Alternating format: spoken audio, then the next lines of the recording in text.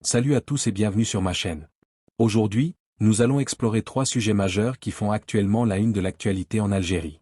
Sujet numéro 1, Beko lance Power Intense en Algérie, une nouvelle technologie révolutionnaire dans les lave-vaisselle qui promet des performances inédites et une meilleure efficacité énergétique.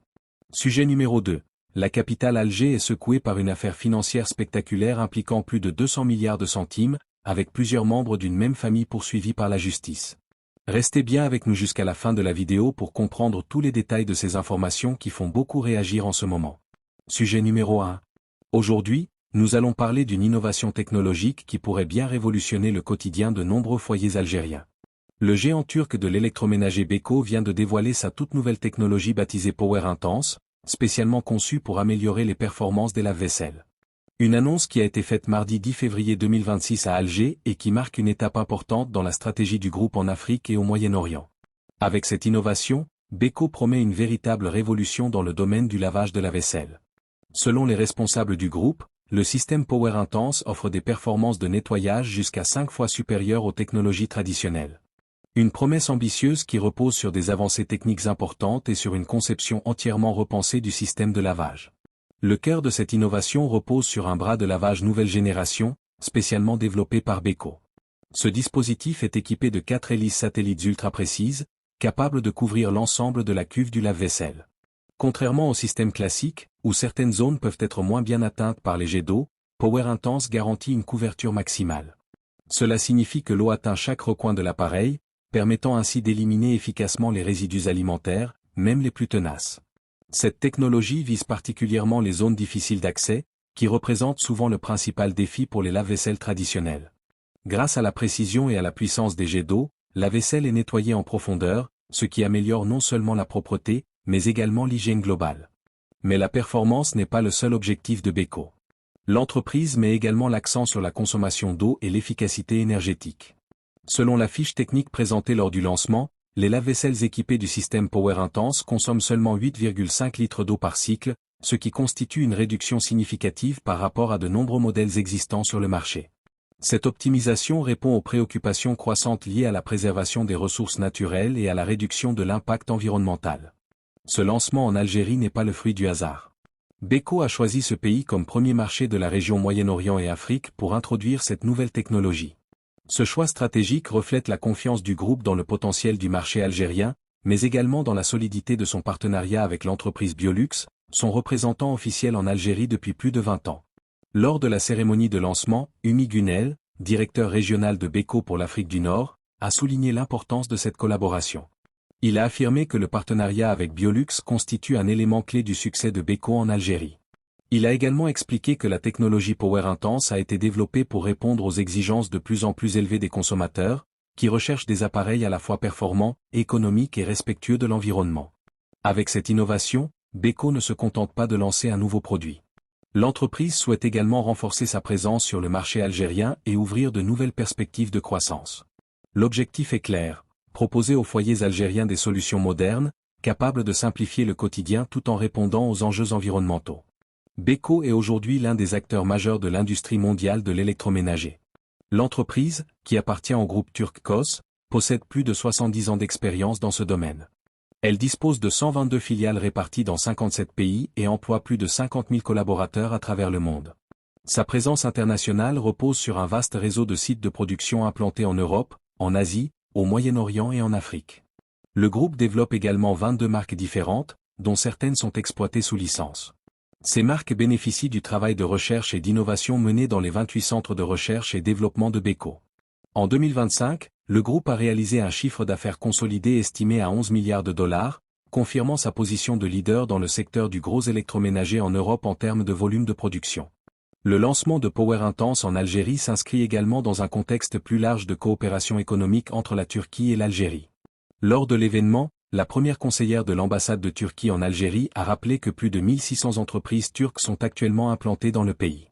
Elle a également précisé que les investissements turcs en Algérie dépassent désormais 7,5 milliards de dollars, ce qui témoigne de la solidité des relations économiques entre les deux nations.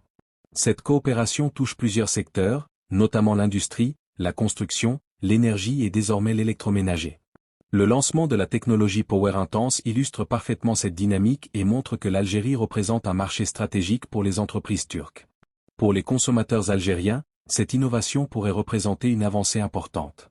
L'amélioration des performances de lavage, combinée à une réduction de la consommation d'eau et d'énergie, correspond aux attentes actuelles des ménages. De plus, l'arrivée de nouvelles technologies sur le marché favorise généralement la concurrence, ce qui peut encourager l'innovation et contribuer à améliorer la qualité globale des produits disponibles. Cependant, le succès de Power Intense dépendra aussi de son accessibilité et de son rapport qualité-prix. Les consommateurs accordent de plus en plus d'importance à la durabilité des appareils et à leur efficacité sur le long terme. Si la technologie tient ses promesses, elle pourrait rapidement s'imposer comme une référence sur le marché. En choisissant l'Algérie pour ce lancement régional, Beko envoie un message fort. L'entreprise considère le pays comme un partenaire stratégique et un marché d'avenir. Cette décision pourrait également encourager d'autres multinationales à renforcer leur présence dans le pays et à y introduire leurs innovations en priorité. Sujet numéro 2. Une affaire judiciaire d'une ampleur exceptionnelle secoue actuellement la capitale algérienne.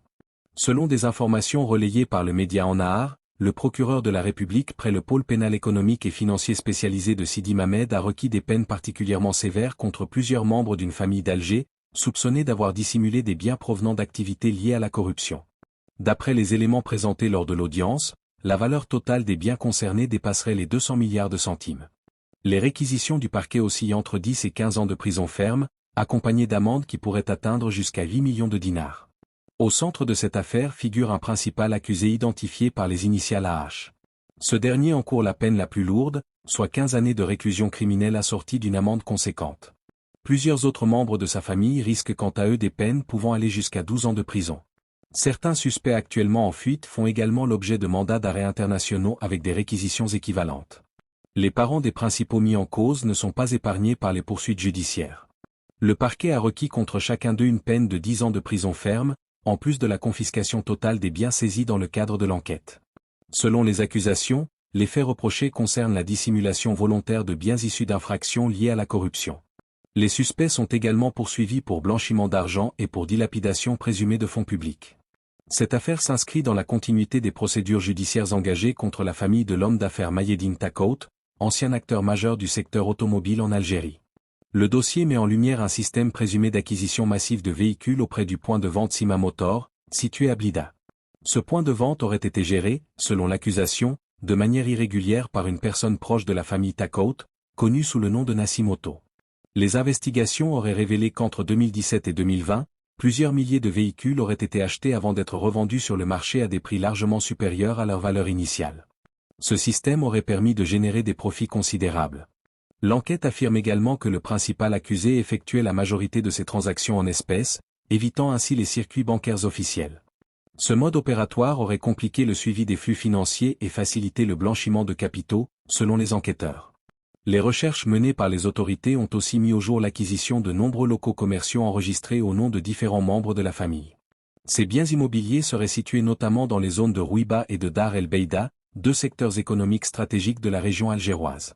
Lors d'une perquisition effectuée au domicile du principal suspect, les services de sécurité auraient découvert des éléments jugés accablants. Parmi ces découvertes figurent 17 comptes bancaires, 14 contrats de location de locaux commerciaux, un carnet contenant 48 pages recensant différents biens et transactions, ainsi que d'importantes sommes d'argent en devises étrangères. Durant son réquisitoire, le procureur a affirmé que le capital total mobilisé pour l'achat des véhicules dépasserait les 1000 milliards de centimes. Il a également précisé que pas moins de 4865 véhicules de différentes marques auraient été acquis pendant la période visée par l'enquête. Selon l'accusation, ces opérations auraient causé un préjudice estimé à plus de 200 milliards de centimes à la société Sima Motor. Cette situation aurait gravement affecté le fonctionnement normal du marché automobile et créé des distorsions importantes dans la distribution des véhicules. Face au tribunal, le principal accusé a catégoriquement rejeté toutes les accusations portées contre lui. Il a expliqué exercer le métier de courtier automobile depuis 2006 et affirme avoir acheté entre 30 et 40 véhicules simultanément afin de les revendre à des particuliers, ce qu'il considère comme une activité commerciale légale. Il a également nié tout lien avec l'épouse de Mahiedine Takhout, soulignant qu'il n'avait jamais collaboré directement avec la famille de l'homme d'affaires. Selon lui, toutes ces activités ont été réalisées dans le respect de la législation commerciale en vigueur. Les autres membres de la famille poursuivis dans cette affaire ont également rejeté l'ensemble des accusations. Ils affirment que leurs biens et leurs revenus proviennent d'activités commerciales parfaitement régulières et légales. Cette affaire intervient dans un contexte où les autorités algériennes ont intensifié leur lutte contre la corruption et le blanchiment d'argent. Depuis plusieurs années, plusieurs hommes d'affaires influents et responsables économiques ont été poursuivis dans le cadre d'opérations visant à assainir le climat économique du pays. Le verdict final dans ce dossier est désormais très attendu, tant par l'opinion publique que par les acteurs du secteur économique. Cette affaire pourrait constituer un nouveau tournant dans la stratégie de lutte contre les réseaux financiers illicites en Algérie.